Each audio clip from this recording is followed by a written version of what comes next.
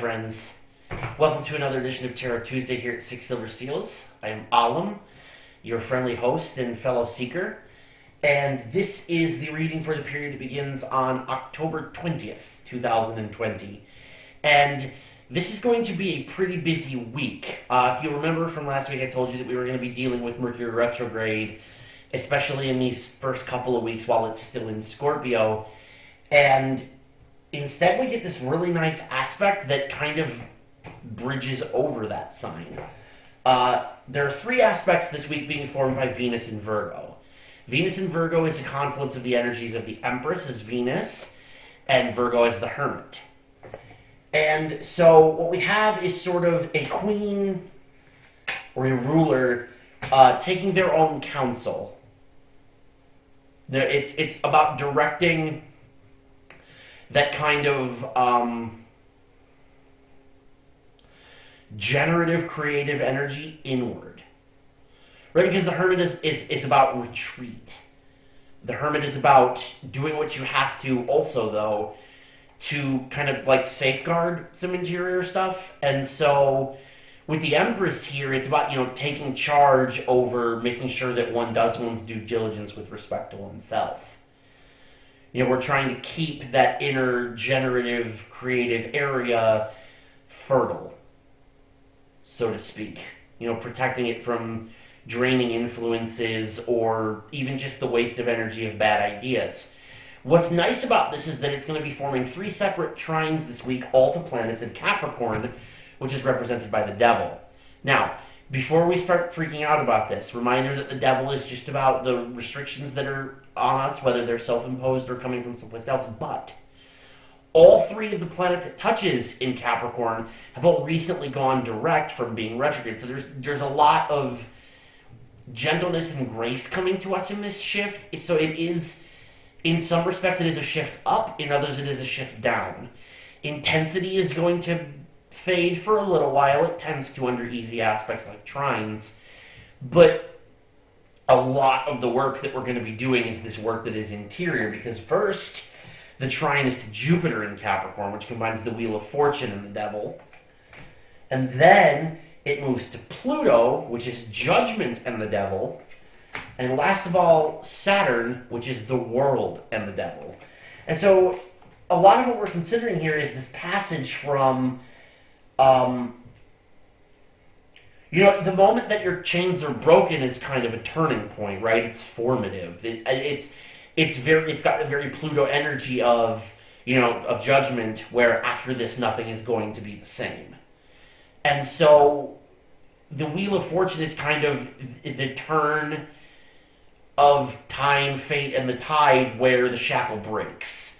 Whether it's opened with a key or broken apart or it just rusts and collapses, something is going to fall away and it's going to bring a cycle full circle. That's the influence of the world. That's Saturn coming into play. So this feels like a catch-up process, which is not altogether alien under Mercury retrograde, but like I say, it is a formative one. We're not just getting caught up to like the right page number or the right sentence, but we're catching up all the way to the end of a book and closing it. There's again that energy of Black 13, death, hangs very heavy in the air while Mercury is going to be retrograde in Scorpio, and then after it regresses into Libra, which it will do on the day the Sun enters Scorpio. So there's really no avoiding this energy of, like I said, death as Black 13 of the major arcana. So, having said all that, let us proceed to the draw. Before we get started on the draw, I do want to add one thing, and that's that the intensity of all of these planets moving direct in Capricorn again and then getting touched by Venus in Virgo has very, very, very intense, spiritually alchemical overtones, right? We are being transmuted into something by this. Thankfully, this is a gentler process than it's been before. The process has been simplified since the last time we tried. So, without any further ado, we will proceed to the reading and begin with Libra, because it is still your season. And we have the Magus, the Magician. A card which, funnily enough, represents Mercury. And so for you, Libra, this is going to be a period in which we kind of get a reaffirmation of there being, like, I always, when we do these, talk about the Magician as being a person with all the tools at their disposal. You know, having all of everything you could possibly need to do the thing that you want to do, to bring into being that which you want to bring into being. And so, like, it really feels to me, Libra, like this is a period in which there's going to be a place where you come into your own, kind of. Not so much coming of age as just kind of like a coming out party. However you want to interpret the phrase coming out, I leave up to you. But that's kind of what this is, right? It's stepping into selfhood more fully. And again, you know, there's a lot of ease and grace around which to do this. However, it is one of those things that you can't take back. All of the actions that we're going to be taking during this period are things that we can't take back. So you will be seen, and you cannot be unseen in this particular way. Again, Libra. Caveat emptor. Let the buyer beware. For Scorpio, we have the Four of Pentacles. And in this tarot deck, that card is subtitled Power. And that, honestly, comes as no surprise. One of the things that Mercury retrograde does do is empower those born with the sun in the sign that it is currently retrograde in. And, like I say, right, and it's for good and bad, for better and worse, that it riles and charges you up to get things done. So whatever you do, you're going to be bringing a high level of energy to it. But again, it's the amount of work that you're going to be pouring into it that makes it so transformative. This is but for you, it's a spotlight on this work, right? With Libra, it's being in the spotlight. With Scorpio, it's more about turning that spotlight inward on oneself. This is going to be a deeply internal thing for you, Scorpio, in a way that it's a partially external thing for Libra. For Sagittarius, we have the Seven of Swords, which is subtitled Futility. And as much as it feels like Scorpio is empowered by what's happening with Mercury retrograde and the movement of Venus, it strangely feels like this is disempowering for you. And that's really not much of a surprise, given that Jupiter, your ruler, is in Capricorn. It's not a sign where he's very comfortable. But it does kind of help ease you through understanding that there are some things that just can't be helped. To help you see where you're kind of, you know, beating your head against the brick wall to no avail.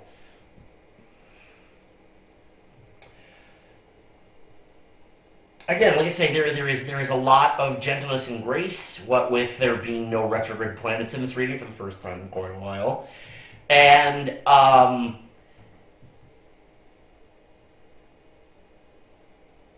that will help, but it is a thing where you ultimately realize that something was a waste of your time and or energy. For Capricorn, we have the Hierophant. This is funny because this is the card of Taurus, which brings this entire thing full circle into like a grand trine kind of feeling for you, Capricorn.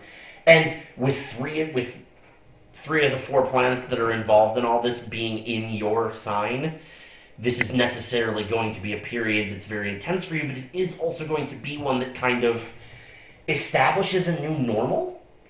Now, that's not to say that whatever your current situation is becomes the new normal, particularly if it's one in which you're uncomfortable.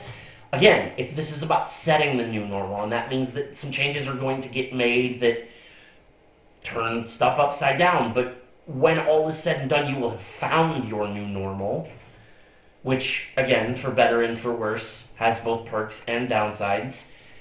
But you'll be able to begin working from that place instead of the current one, particularly, I feel like, if the current one is not exactly to your liking. For Aquarius, we have the Two of Swords, and this card is subtitled Peace.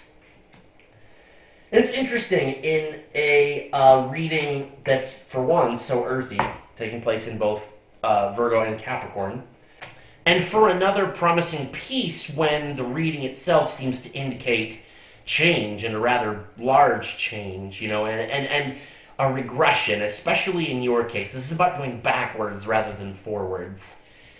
About giving life to something that you had previously given up on. For you, that part of this comes through really, really strongly. With the Pluto is the most powerful card here for you, Aquarius. And it's about going back to a time when things, not necessarily simpler, but they were easier. And again, I say, not necessarily simpler, just easier. There's an important distinction between those two things, and you have to be careful to recognize it when it comes, or you will miss this boat. It's not always bad to have at least one eye looking behind you if you can help it. And this time, that will actually be to your advantage if you see the thing you need to see.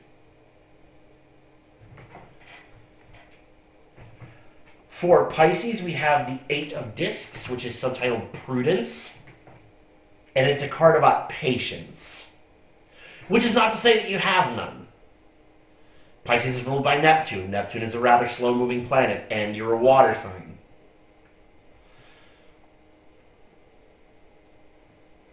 Patience is a virtue of which you are possessed, Pisces, but it may not necessarily be your strong suit. As a matter of fact, it is the distinction between it being a virtue and your strong suit that these aspects tend to test. Again, in their gentler than usual manner.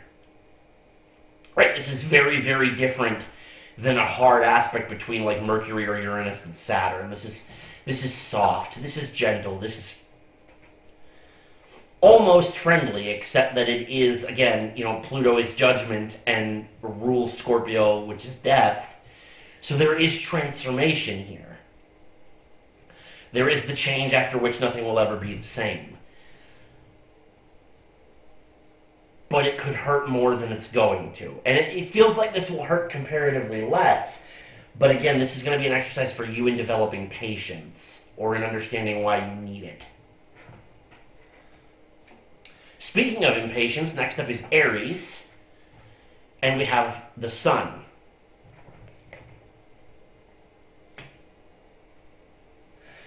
This is a friendly card because it just kind of indicates that things are going to go your way. Or more accurately, they're going to go in a way that's good for you. It's going to be consistent with your highest good. It might not necessarily be what you want, but it is going to be what you need. And again, it is going to happen in a fashion that is much, much gentler than it could otherwise be. But again, overwhelmingly with the Sun here, ultimately to your good. Just don't be surprised if it doesn't look like you thought it would.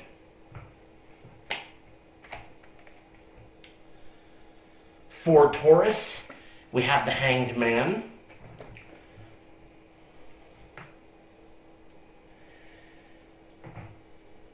And so the Hanged Man is a card of new perspectives, but this one in particular is a card of a perspectival shift. Having to look at things in a new way. Right? Not merely choosing to do so, but having to. Circumstances thrusting a new viewpoint upon you. Again, I reiterate that it is going to be, one, to your betterment, and two, in a fashion that is gentler than we otherwise experience change, which can often be sharp and sudden. This is gentler. This is something that it makes you change in the way that you can sort of coax a plant to grow. Like, the seed is absolutely destroyed in order to become the plant, but it becomes this, it takes on nutrients from the soil and water and light from the sun to become this radiant, beautiful thing, right? The same is kind of true here. This is not projecting you into change, but it is eliciting change out of you. In this case, it is the blossoming of a new viewpoint, a new way of seeing and looking at the world. Next up is Gemini, and we have the Seven of Wands, which is valor. And with Samhain right around the corner, what better time to start standing up to the things that scare you the most? That's kind of the energy that I'm picking up on from this Gemini, is that somewhere in your world there's a fear that you've finally developed the courage to face head on. And you're gonna go do it. It's you just it's one of those things where just it's like a switch goes off in your head. You're like, all right, no more playing around. It's time to deal with this. I'm done dealing with being afraid of the thing, and then you go face it and become not afraid of it anymore. Unsurprisingly, the Seven of Wands is attributed by the Thoth deck to be the energy of Mars in Leo, which is very much kind of this, just charge in and get it done kind of energy. But also, again, there's an element of being the hero to that too, right? Like, it's not enough to just go do it. It's not even necessarily that you're doing it on solely your own behalf. Like, it turns out to be better for you than you could have imagined to do this thing, but you're not necessarily doing it because you need to. It might even be that you're doing it for the accolades, which again is fine. Like, I'm the last person who's going to sit here and pretend like there's such a thing as pure altruism. Everything is at least a little bit selfish, and that's okay. That's okay. Go get it. If you're willing to do the work, you deserve to be celebrated for getting it done. Go do it. For Cancer, we have the Prince of Discs. There have been a lot of pentacles in this. The Prince in the Thoth deck is equivalent to the Knight in a Rider-Waite. So Knight of Pentacles. And again, this card shows up. We just had it the other day in the daily draws. Something coming slowly. And we talked about that with the Knight of Pentacles, because the thing that he was carrying in that reading, if I'm not mistaken, was the Ace of Wands. And if you remember from that draw for the 15th, the Knight of Pentacles with the Ace of Wands is it's a new creative breakthrough, but it's coming slowly. It's I didn't have these words for this then, but it's kind of like writer's block, and this is the feeling of writer's block breaking. But there's also kind of an understanding that, with respect to whatever this creative process is, that you are your own muse, you're the thing that needs to inspire you. Rather than waiting around for something else to do it, you're the inspiration for the work that you do. And that realization is kind of pending here. So spoiler alert, you're going to realize the truth of what I'm saying sooner or later. But in the meantime, next up is Leo.